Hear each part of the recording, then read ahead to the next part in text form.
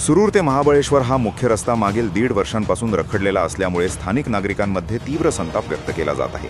ठेकेदाराचा हलगर्जीपणा आणि प्रशासनाचा निष्काळजीपणा यामुळे या रस्त्याचे काम आजपर्यंत पूर्ण होऊ शकलेले नाही. या कामादरम्यान अनेक ठिकाणी रस्ता खोदून ठेवण्यात आला असून त्यामुळे संपूर्ण परिसरात धुळीचे साम्राज्य पसरले आहे. या धुळीचा मोठा फटका स्थानिक हॉटेल व्यावसायिक आणि शेतकऱ्यांना बसत असून अनेक हॉटेलधारकांचे व्यवसाय बंद पडण्याच्या मार्गावर आले आहेत. तर धुळीमुळे शेतीचेही मोठ्या प्रमाणात नुकसान झाल्याची तक्रार शेतकऱ्यांकडून केली जात आहे. या सर्व समस्यांचा विचार करून वाई, पाचगणी आणि महाबळेश्वर येथील नागरिकांचा संयम अखेर संपला. नागरिकांनी एकत्र येत रविवारी महाबळेश्वर आणि पाचगणी शहर बंदची हाक दिली होती आणि या बंदला जवळपास 100% प्रतिसाद मिळाल्याचे देखील पाहायला मिळाले. याच पार्श्वभूमीवर आज वाई शहरातही बंद पाळण्यात आला असून नागरिकांनी सुरूर ते महाबळेश्वर मार्गावर रास्ता रोको आंदोलन केले.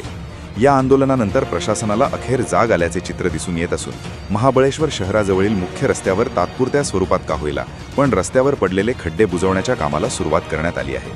यासाठी अनेक यंत्रसामग्रीही कामासाठी दाखल झालेली दिसत आहे. एकूणच जनतेने एकजुटीने उचललेल्या आवाजाला आता कुठेतरी न्याय मिळत असल्याचे चित्र पाहायला मिळते हे मात्र नक्की.